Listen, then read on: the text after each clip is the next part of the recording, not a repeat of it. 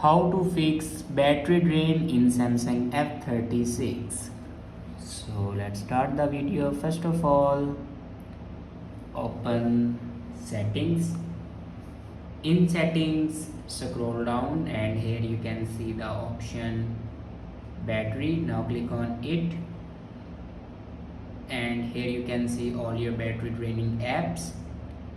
After check your battery draining app, then go back and click on device care and scroll down and here you can see the option memory. Now click on memory.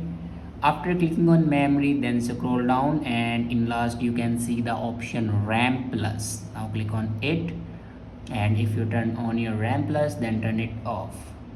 After turn off your RAM plus, then restart.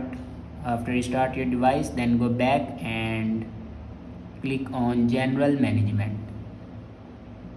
Now click on reset and then in last you can see the option factory data reset. Now click on it and then click on reset. After reset, your problem will be fixed. I hope this video is helpful for you. Thanks for watching.